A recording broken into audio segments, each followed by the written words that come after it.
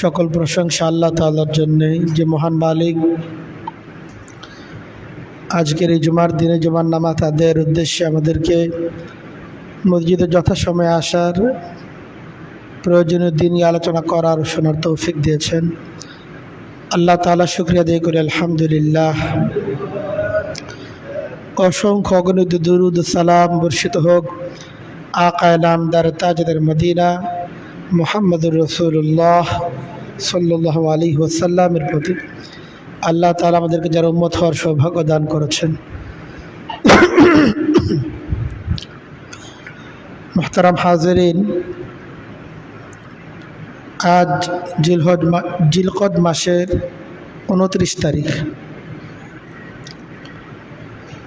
হজের মাস, কুরবানির মাস, জিকিরের মাস জিলহজ আগত।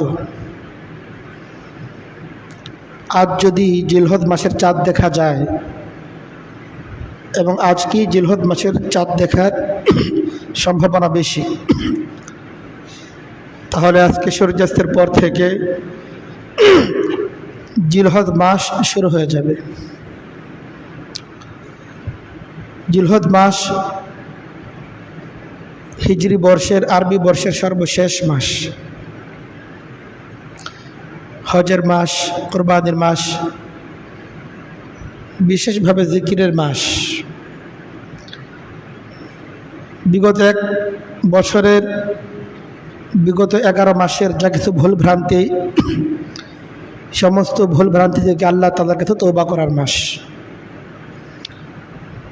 আল্লাহ তাআলার কাছে বিশেষভাবে নিজের প্রেম, নিজের ভালোবাসা, এটাকে প্রকাশ করার মাস জিলহজ মাস। আরবি মাসসমূহের মাঝে জিলহজ মাস একটি বিশেষ বৈশিষ্ট্যমণ্ডিত মাস।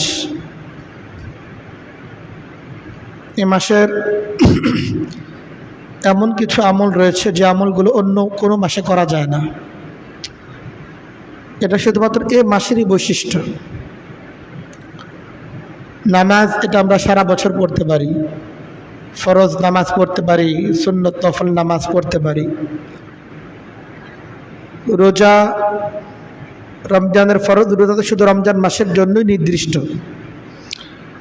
কিন্তু রমজান মাস ছাড়া আমরা সারা বছর রোজা রাখতে পারি, নফল রোজা রাখতে পারি। বিশেষ কিছু দিন রয়েছে সুন্নত রোজা, সেই সুন্নত রোজাগুলো আমরা পালন করতে পারি।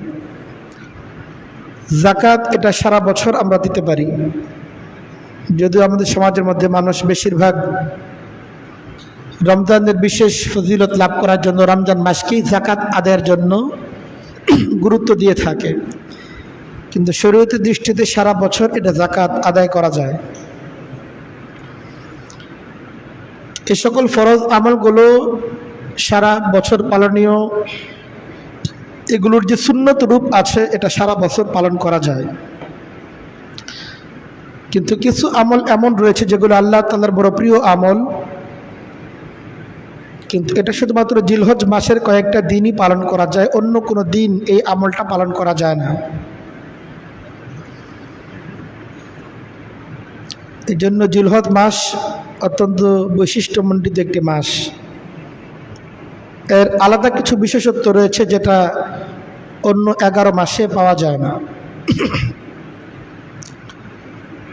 জিলহজ মাস সেই মাস যে মাসের প্রথম দশকের গুরুত্ব বোঝাতে গিয়ে আল্লাহ তাআলা এই প্রথম দশকের কসম খেয়েছেন। সূরা ফজরের মাঝে আল্লাহ তাআলা বলেন, ওয়াল ফাজরি ওয়া লায়ালিন আশরি ওয়াশ শাফঈ ওয়াল ওয়াতরি ওয়াল লাইলি ইযা ইয়াসর হাল ফি যালিকা কাসামুল লিযি হিজর। আল্লাহ বলেন, শপথ ফজরের, ওয়া লায়ালিন আশরিন, এবং 10 রজনীর শপথ, ওয়াশ শাফঈ ওয়াল ওয়াতরি, শপথ জোর এবং বজরের, ওয়াল লাইলি ইযা ইয়াস, শপথ রাতের যখন তা গভীর হয়, হাল ফি যালিকা কাসামুল লিযি হিজর, নিশ্চয়ই এর মাঝে যারা জ্ঞানী সম্প্রদায়, যার বুদ্ধি বিবেক রয়েছে, তার জন্য এর মাঝে মহা শপথ রয়েছে।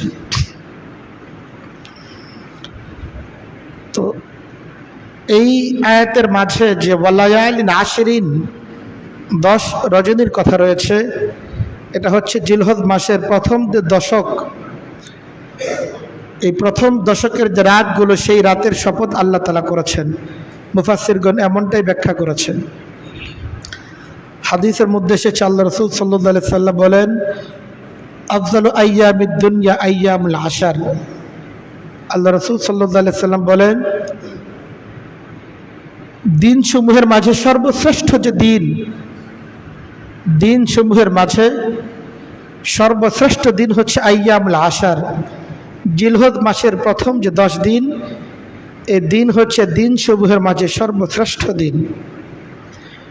অন্য হাদিসের মাঝে নবী করিম সাল্লাল্লাহু আলাইহি সাল্লাম বলেন, মা মিন আইয়ামিন আল আমালুস সালিহু ফিহা আহাব্বু ইলাল্লাহি মিন হাযিহিল আইয়ামিল আশর। আল্লাহ রাসূল সাল্লাল্লাহু আলাইহি সাল্লাম বলেন, জিলহজ মাসের প্রথম 10 দিন নেক আমল করা আল্লাহ তাআলার কাছে যত বেশি প্রিয়, অন্য কোনো সময়ের নেক আমল আল্লাহ তাআলার কাছে এত বেশি প্রিয় নয়। মা মিন আইয়ামিন আল আমালুস সালিহু ফিহা আহাব্বু ইলাল্লাহি মিন হাযিহিল আইয়াম। আল্লাহ রাসূল সাল্লাল্লাহু আলাইহি সাল্লাম বলেন, জিলহজ মাসের প্রথম দশকের যে নেক আমলগুলো আছে, এই আমল আল্লাহ তাআলার কাছে এত প্রিয়, অন্য কোনো সময়ের নেক আমল আল্লাহ তাআলার কাছে এত বেশি প্রিয় নয়। সেই জিলহজ মাসের দিনগুলো আমাদের সামনে আগত, এই দিনগুলো আমাদের সামনে আসতেছে। রমজানের পর আমলের সবচেয়ে বড় মৌসুম, সবচেয়ে বড় সিজন এই জিলহজ মাসের এই প্রথম দশকের সময়টা। রমজানের পর আমলের জন্য সবচেয়ে গুরুত্বপূর্ণ সময় এবং সবচেয়ে ফজিলতপূর্ণ আমল হচ্ছে এই জিলহজ মাসের প্রথম দশকের আমল। কিন্তু রমজান মাসে আগে থেকে আমরা যে পরিমাণ প্রস্তুতি গ্রহণ করি, সমাজের মধ্যে এটাকে কেন্দ্র করে যে পরিমাণ আলোচনা পর্যালোচনা হয়ে থাকে, সেই তুলনায় জিলহজ মাসের প্রথম দশক আমরা বড় অবহেলার সাথে কাটাই। এটাকে কেন্দ্র করে আমাদের কোনো আলোচনাও থাকে না, উল্লেখযোগ্য প্রস্তুতিও থাকে না, যার ফলে ঈদ কেন্দ্রিক নানামুখী ব্যস্ততা ইত্যাদির মধ্যে অত্যন্ত অবহেলার সাথে অনাদরের মাধ্যমে দিনগুলো কেটে যায়। এটা বড় আফসোসের ব্যাপার।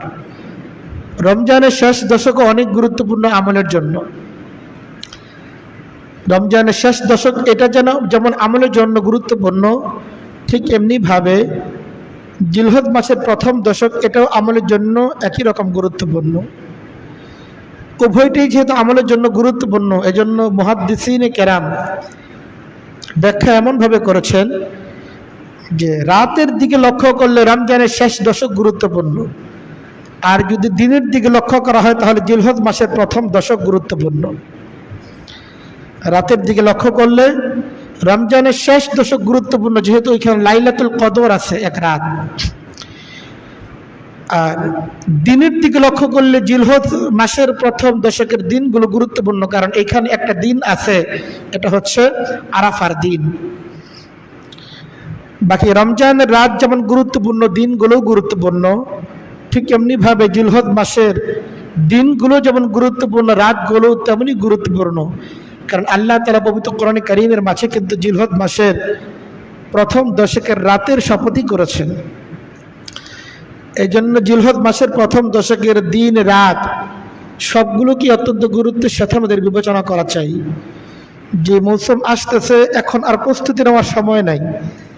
কারণ আজকে দিন গেলেই যদি চাঁদ উঠে যায়, এবং চাঁদ ওঠার সম্ভাবনাই বেশি, তাহলে আজকে সূর্যাস্তের পর থেকেই কিন্তু জিলহজ মাস শুরু হয়ে যাবে এবং বরকতের দিনগুলো, ফজিলতের দিনগুলো, আমলের দিনগুলো শুরু হয়ে যাবে। এজন্য আমাদের জেনে নেওয়া চাই যে জিলহজ মাসের এই প্রথম দশক, যে দশকের শপথ আল্লাহ তাআলা করলেন, যে দশকের আমলের ফজিলত নবী করিম সাল্লাল্লাহু আলাইহি ওয়াসাল্লাম আমাদেরকে শোনালেন, এই প্রথম দশকে কি কি নেক আমল আমরা করতে পারি, যে আমলগুলো আমাদের জন্য দুনিয়া এবং আখিরাতের পুঁজি হবে ইনশাআল্লাহ। জিলহজ মাসের সবচেয়ে গুরুত্বপূর্ণ আমল, এটা তো আমরা সকলেই বুঝি, এটা হচ্ছে আল্লাহ তাআলার পক্ষ থেকে হজ পালন করা। হজ হচ্ছে জিলহজ মাসের সবচেয়ে গুরুত্বপূর্ণ আমল, এবং হজের সবচেয়ে গুরুত্বপূর্ণ যে ফরজ বিধান ওকুফে আরাফা, 9 তারিখে আরাফার ময়দানে অবস্থান করা, এটা হচ্ছে হজের সবচেয়ে গুরুত্বপূর্ণ ফরজ বিধান। এটা কিন্তু জিলহজ মাসের প্রথম দশকের মাঝেই রয়েছে। এই জন্য আল্লাহ তাআলা যাদেরকে হজ আদায় করার সামর্থ্য দিয়েছেন তাদের জন্য তো হজ পালন করা অবশ্য কর্তব্য, এবং সেটাকে বিলম্ব না করা এটাও কর্তব্য। আল্লাহ তাআলা বলেন ওয়ালিল্লাহি আলান নাস হিজ্জুল বাইতি মান ইসতাতা ইলাইহি সাবিলা, যার পথের সম্বল যার রয়েছে, পথের পাথেও যে ব্যক্তির নিকট রয়েছে, তার জন্য বাইতুল্লাহর হজ আদায় করে, এটা আল্লাহ তাআলার পক্ষ থেকে ফরজ বিধান। আল্লাহ রাসূল সাল্লাল্লাহু আলাইহি সাল্লাম বলেন মান হাজ্জা ফালাম ইয়ারফুস ওয়ালাম ইয়াফসুক রাজা কা ইয়াউমি ওয়ালাদাতহু উম্মুহু। আল্লাহ রাসূল সাল্লাল্লাহু আলাইহি সাল্লাম বলেন, যে ব্যক্তি হজ পালন করলো আর হজের সময়টিতে কোনো অশ্লীল কথা, অশ্লীল কাজ সে করলো না, এবং কোন অন্যায় বা পাপাচারে সে লিপ্ত হলো না, রাজা কা ইয়াউমি ওয়ালাদাতহু উম্মুহু, হজ আদায় শেষে সে যখন বাড়িতে ফিরবে সে যেন সদ্য ভূমিষ্ঠ সন্তানের মতো নিষ্পাপ অবস্থায় সে তার ঘরে ফিরবে।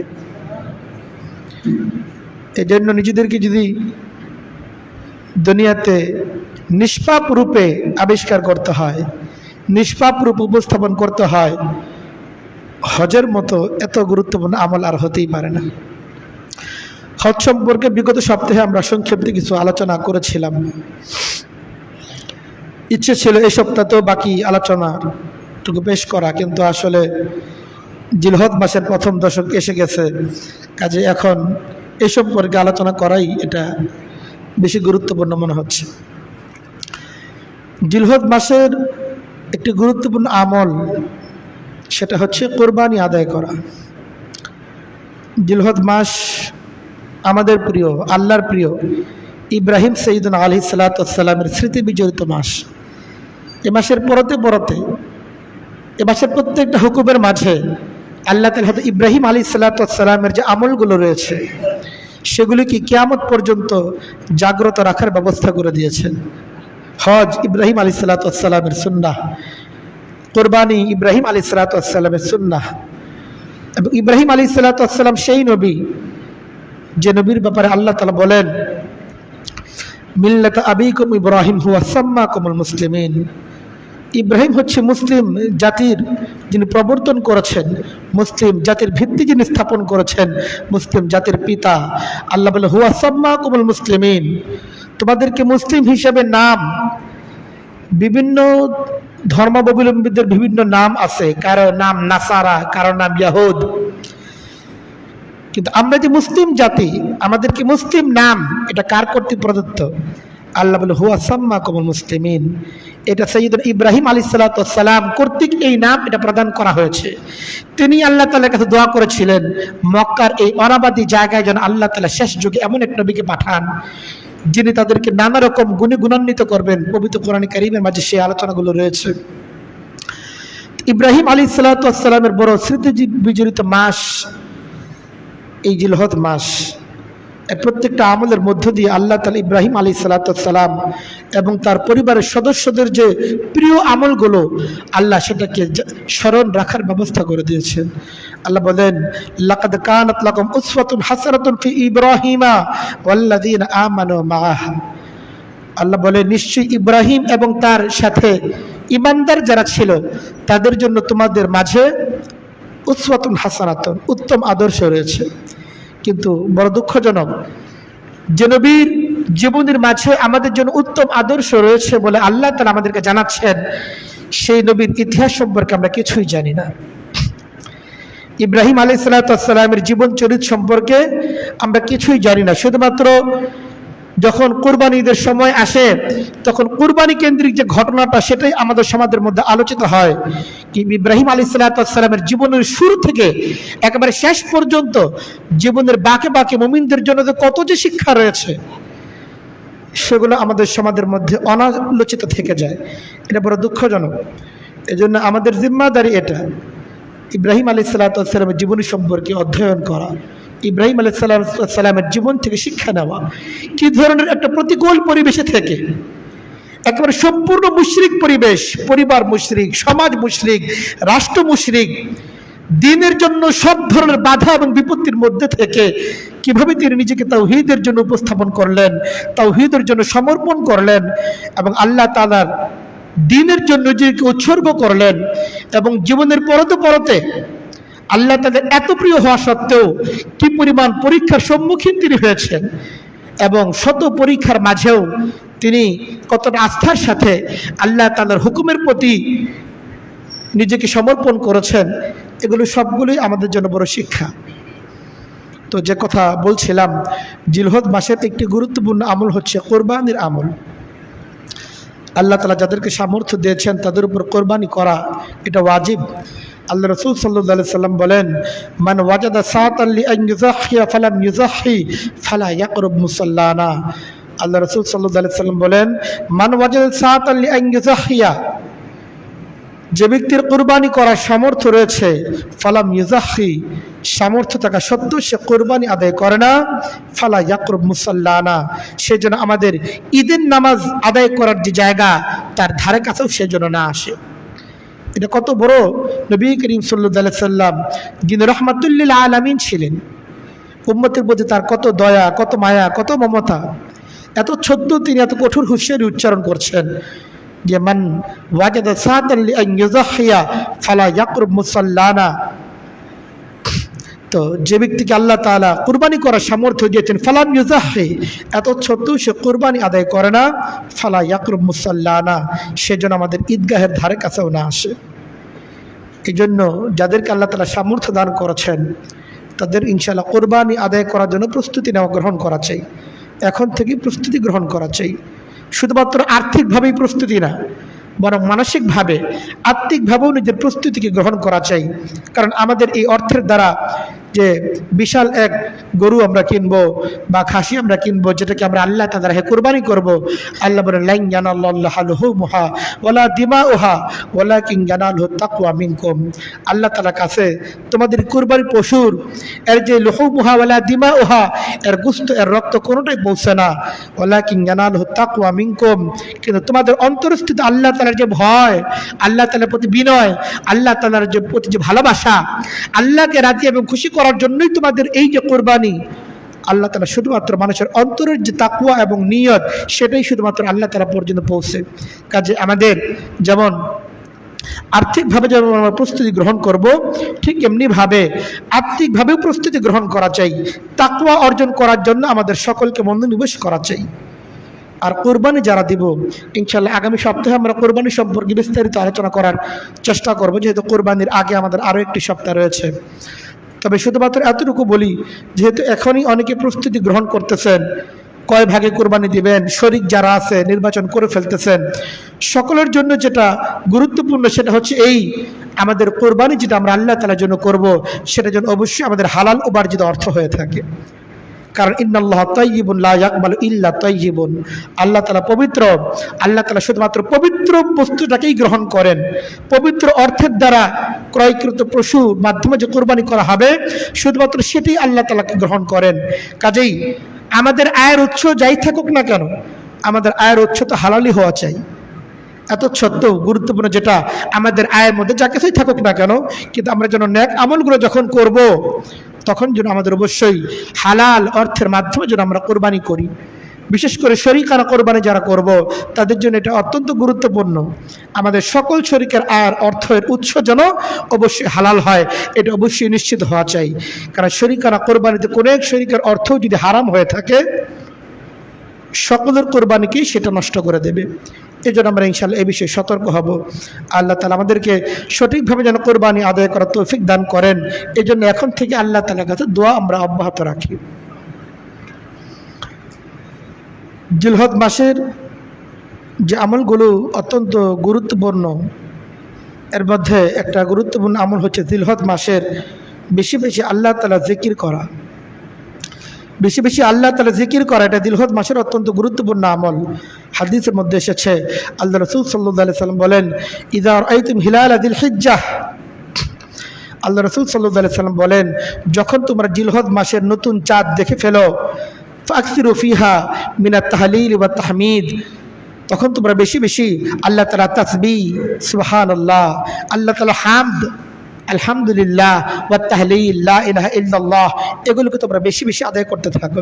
পবিত্র কোরআন কারীমের মাঝেও আল্লাহ তাআলা আদেশ করেছেন, উযকুরুল্লাহ ফি আইয়ামিম মাদুদাত, আল্লাহ তাআলা বলেন জিলহজ মাসের এই নির্ধারিত দিনগুলোতে তোমরা আল্লাহ তাআলাকে বেশি বেশি স্মরণ করো, বেশি বেশি আল্লাহ তাআলা জিকির তোমরা আদায় করো।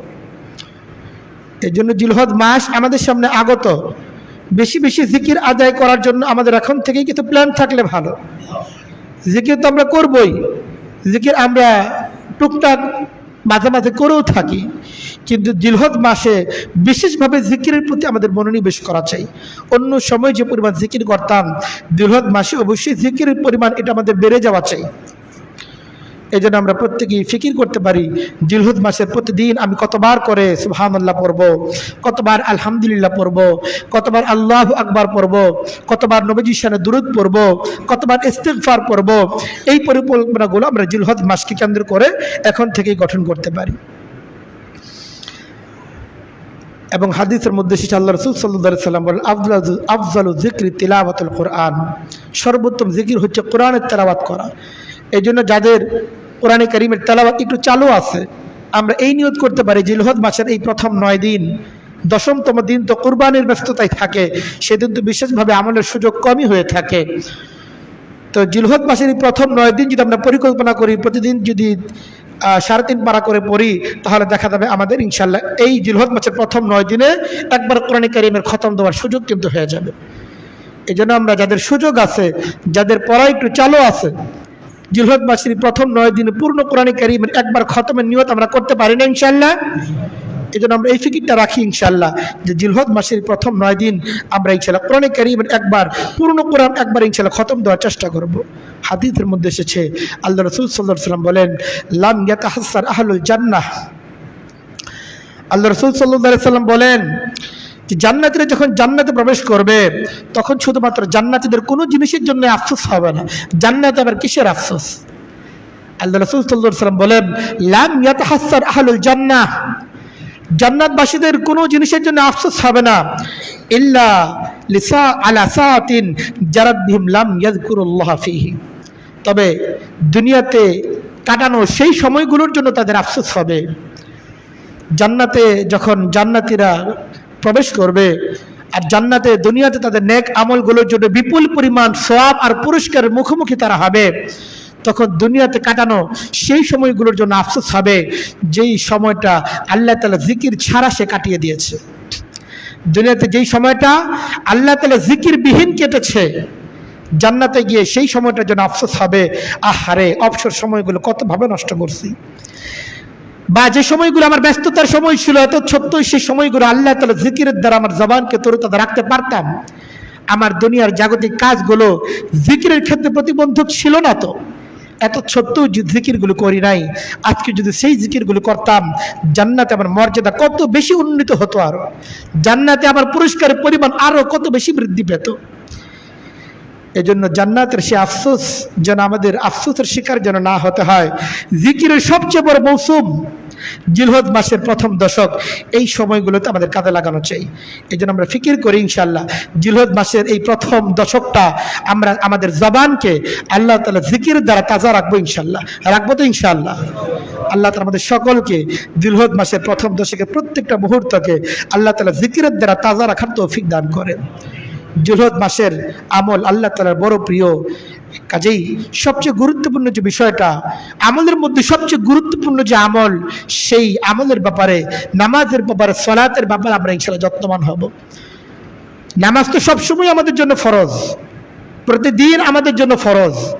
এত সত্ত্বেও জিলহজ মাসের প্রথম দশকের আমল, এটা যেহেতু আল্লাহ তাআলার কাছে সবচেয়ে প্রিয়, এজন্য অন্য সময়ের যে ঘাটতি ত্রুটিগুলো অনিচ্ছা সত্ত্বেও আমাদের দ্বারা হয়ে যায়, আমরা ইনশাআল্লাহ সচেতন হব। জিলহজ মাসের প্রথম দশকে আমাদের জন্য কোনো আমলের ক্ষেত্র তো নয়ই, বিশেষত নামাজের ক্ষেত্রে, ফরজ নামাজের ক্ষেত্রে যেন আমাদের কোনো রকম ত্রুটি বিচ্যুতি না থাকে, আমরা ইনশাআল্লাহ এই ব্যাপারে যত্নবান হওয়ার চেষ্টা করব। আল্লাহ তাআলা বলেন হাফিজু আলাস সালাওয়াত, আমার বান্দারা হাফিজু আলাস সালাওয়াত, নামাজের ব্যাপারে যত্নবান হও।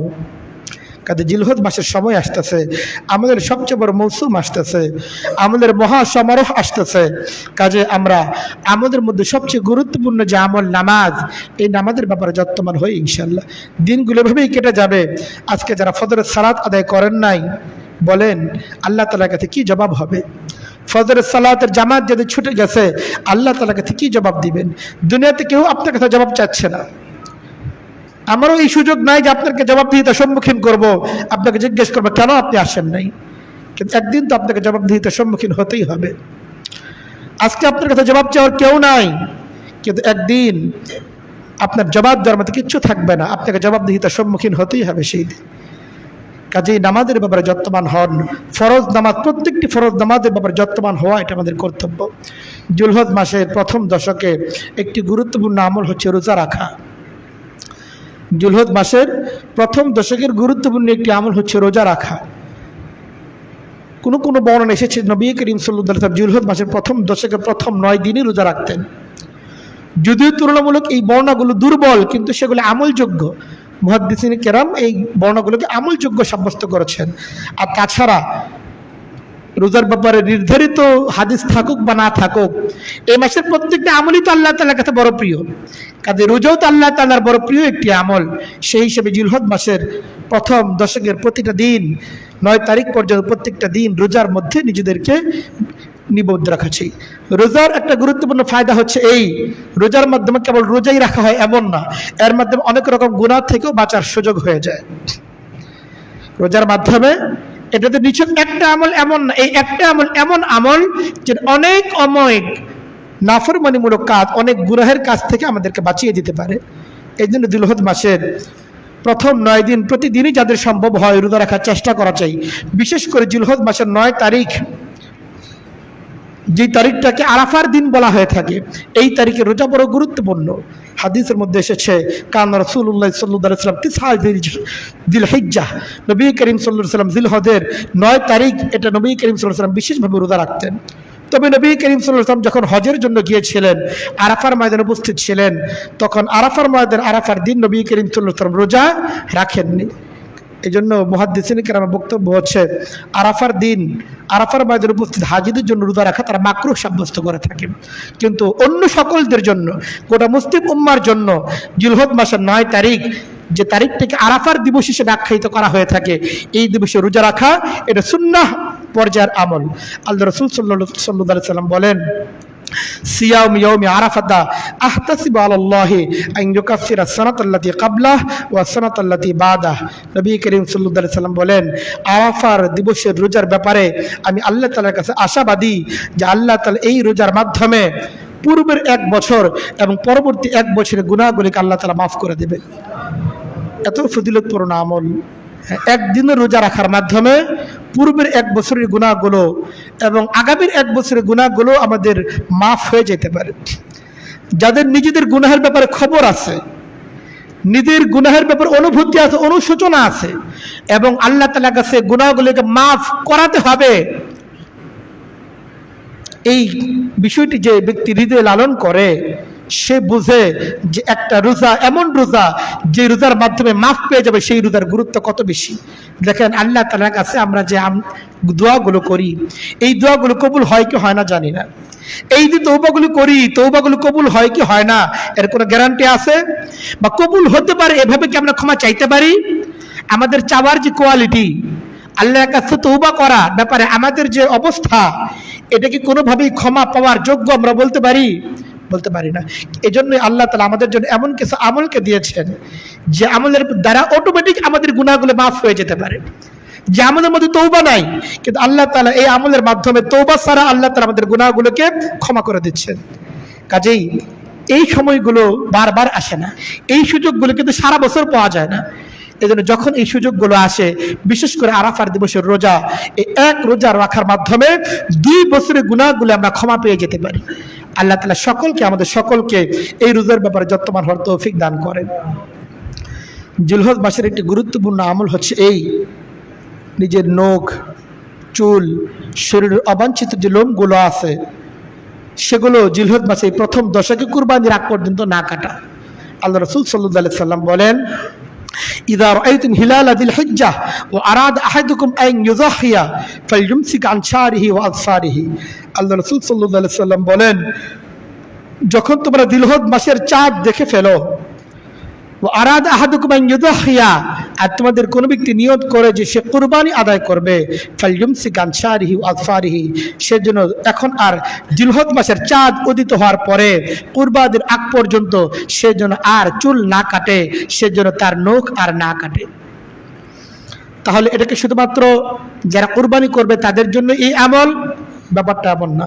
এক সাহাবী নবী করিম সাল্লাল্লাহু আলাইহি ওয়াসাল্লামের কাছে জিজ্ঞেস করলেন, ইয়া রাসূলুল্লাহ, ইন লাম আজিদ ইল্লা মাদিহাতান উনসা আফা উযাহি বিহা। এক সাহাবী, দরিদ্র সাহাবী, কুরবানি করার মতো উল্লেখযোগ্য সামর্থ্য তার নাই। নবী করিম সাল্লাল্লাহু আলাইহি ওয়াসাল্লামের কাছে এসে জিজ্ঞেস করলেন, হে আল্লাহর রাসূল, ইন লাম আজিদ ইল্লা মাদিহাতান উনসা, একটা খুব দুর্বল ক্ষীণকায় একটা উটনি ছাড়া আমার কাছে কুরবানি করার জন্য যদি উপযুক্ত অন্য কোনো প্রাণী না থাকে, আমি কি সেই দুর্বল প্রাণীটি দ্বারাই কুরবানি আদায় করব? নবী করিম সাল্লাল্লাহু আলাইহি ওয়াসাল্লাম বললেন না। নবী করিম সাল্লাল্লাহু আলাইহি ওয়াসাল্লাম বললেন, না, এত দুর্বল প্রাণীর দ্বারা তো কুরবানি আদায় করলে সেটা হবে না। তবে তুমি একটা কাজ করতে পারো, ওয়ালাকিন তাখুয মিন শারিকা ওয়া তাকলিম আযফারাকা ওয়া তাকুসু শারিবাকা ওয়া তাহলিক আনাতাকা ফাইন্নাহা মিন তামাম উযহিয়াতিক। নবী করিম সাল্লাল্লাহু আলাইহি ওয়াসাল্লাম বললেন, তবে তুমি যেটা করতে পারো, তোমার চুলগুলোকে কাটবে না, তোমার নখগুলোকে কাটবে না, তোমার গোঁফগুলোকে ছোট করবে না, এবং তোমার অবাঞ্ছিত যে লোমগুলো আছে সেগুলোকে তুমি উপড়াবে না। এটা যদি তুমি জিলহজ মাসের প্রথম দশকে এই আমলগুলো করো, ফাযালিকা মিন তামাম উযহিয়াতিকা, এটা তোমাকে কুরবানির সওয়াবের যে পূর্ণতা, কুরবানি অনাদায়ের মাধ্যমেও আল্লাহ তাআলাকে তোমাকে পরিপূর্ণ কুরবানির সওয়াব এর মাধ্যমে দান করে দেবে। এই জন্য যাদেরকে আল্লাহ তাআলা কোরবানি করার সামর্থ্য দিয়েছেন তাদের জন্য এই আমলটি সুন্নাহ, এবং যাদেরকে আল্লাহ তাআলা কোরবানি করার সামর্থ্য দেননি, কোরবানি করার সুযোগ যাদের নেই, তাদের জন্য এই আমলটি অত্যন্ত গুরুত্বপূর্ণ আমল। তারা যদি কোরবানি আদায় করার কষ্ট, কোরবানি আদায় করতে পারতেছে না এই ব্যথা আর বেদনা নিয়ে তারা যদি এই আমলটা করেন, আশা করা যায় যে আল্লাহ তাআলা তাদেরকেও পরিপূর্ণ কোরবানির সওয়াব ইনশাআল্লাহ দান করে দেবেন। জিলহজ মাসের অত্যন্ত গুরুত্বপূর্ণ আমল সময় আমাদের সামনে আছে। এই সময়টা বিশেষভাবে নিজেদের হাদিয়া, দান, সাদকা এটার প্রতি আমাদের মনোনিবেশ হওয়া চাই। কারণ এই সময় প্রত্যেকটা আমলই তো আল্লাহ তাআলার কাছে বড় প্রিয়। আল্লাহ রাসূল বলেন, মা মিন আইয়ামিন আল আমালুস সালিহু ফিহা আযামু ইনদাল্লাহি ওয়া লা আহাব্বা ইলাইহি মিন হাযিল আইয়াম। এই দশকের আমলগুলো আল্লাহর কাছে যত বেশি প্রিয়, যত বেশি গুরুত্বপূর্ণ, অন্য কোনো সময়ের আমল আল্লাহ তাআলার কাছে এত বেশি গুরুত্বপূর্ণ নয়। কাজে আল্লাহ তাআলার বেশি বেশি প্রিয় আমল যেগুলো আছে, দান সদকা করা, সেগুলোর প্রতি আমাদের মনোনিবেশ করা চাই। ঈদের সময় আসতেছে, অনেক মানুষ এমন আছে যাদের হয়তো ঈদের আনন্দে আনন্দিত হওয়ার মতো আর্থিক সামর্থ্য তাদের নেই। আল্লাহ তাআলা যাদেরকে বিত্ত দিয়েছেন, সামর্থ্য দিয়েছেন, আমরা আমাদের সামর্থ্যের মাধ্যমে আমরা নিজেরা যেমন কোরবানি করব, গরিব, অসহায়, দুঃখীজন যাদের কোরবানি আদায় করার সামর্থ্য নেই, ঈদের আনন্দে তারাও যেন আনন্দিত হতে পারে, তাদের ঘরের মধ্যে সে আনন্দের ছোঁয়াটাকে পৌঁছে দেওয়া, এটা আমাদের দায়িত্ব এবং কর্তব্য। এই জন্য ঈদ যেন শুধুমাত্র ব্যক্তিকেন্দ্রিক না হয়, আমি আপনার পরিবার কেন্দ্রিক না হয়, সমাজের প্রত্যেকটা মানুষ যেন ঈদের আনন্দে আনন্দিত হতে পারে, এটার খেয়াল রাখা এটা আমাদের জিম্মাদারি, আমাদের কর্তব্যের অংশ। আমরা ইনশাআল্লাহ এটার দিকেও লক্ষ্য রাখবো। এই যে ফলের সিজন চলতেছে, বাজারের মধ্যে কত রকম ফল চলতেছে, আপনার আত্মীয় স্বজন যারা আছে, দরিদ্র আত্মীয় স্বজন, তাদের হয়তো ফলগুলো কিনে খাওয়ার সামর্থ্য তাদের নেই। এত টাকা কেজি, 500 টাকা কেজি তারা এই লিচু কিনে খাবে এই সামর্থ্য হয়তো তাদের নেই, কিন্তু তাদের ঘরের মধ্যেও তাদেরও তো সন্তান আছে, তাদেরও তো এই ফলগুলো খেতে তাদেরও তো ইচ্ছে হয়। আপনি আপনার ঘরের মধ্যে তো অনেক বাজার করতেছেন, এর একটা অংশ আপনার প্রতিবেশী যারা আছে, আপনার আত্মীয় যারা আছে, দুঃখী দরিদ্র যারা আছে, তাদের পর্যন্ত একটা বরাদ্দ এটা আমাদের সকলের রাখা চাই। আমরা ইনশাআল্লাহ জিলহজ মাসের এই সময়গুলোতে, যেই সময় আমলের দ্বারা বিপুল পরিমাণ সওয়াব পাওয়া যায়, আমরা ইনশাআল্লাহ এই সময়গুলোকে, এই সুযোগগুলো আমরা ইনশাআল্লাহ হাতছাড়া করব না। আল্লাহ তাআলা আমাদেরকে তৌফিক দান করেন। আরেকটি কথা বলি, ইনশাআল্লাহ শেষ করে দিচ্ছি। জিলহজ মাসের প্রথম দশক আসতেছে, এই সময়টা যেমন অনেক গুরুত্বপূর্ণ, আমলের জন্য অনেক গুরুত্বপূর্ণ। যে সময়টা যত বেশি গুরুত্বপূর্ণ, নেক আমলের সওয়াব সেই সময় যত বেশি পাওয়া যায়, সেই সময়টা কিন্তু গুনাহের দিক থেকে অনেক বেশি ভয়ানক এবং গুরুতর হয়ে থাকে। এই সময়ের আমল যেমন আল্লাহ তাআলার কাছে অনেক বেশি প্রিয়, এই সময়ের গুনাহগুলো কিন্তু আল্লাহ তাআলার কাছে তত বেশি গুরুতর।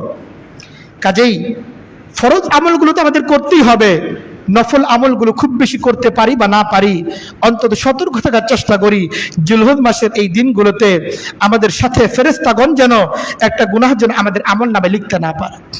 আল্লাহ তাআলার যে হকগুলো আমাদের উপর আছে সে হকগুলো আদায় করার চেষ্টা করি, মানুষের যে হকগুলো আমাদের উপর আছে সে হকগুলো আদায় করার চেষ্টা করি।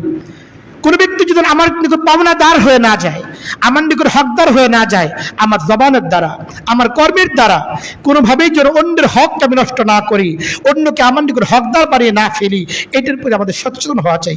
আল্লাহ তাআলা বলেন, ইন তাজতানিবু কাবাইরা মা তুনহাউনা আনহু নুকাফির আনহুম সাইয়্যাতিকুম ওয়া নুদখিলাকুম মুদখালান কারীমা। আল্লাহ তাআলা বলেন, তোমরা যদি বড় বড় গুনাহগুলো থেকে বাঁচতে পারো,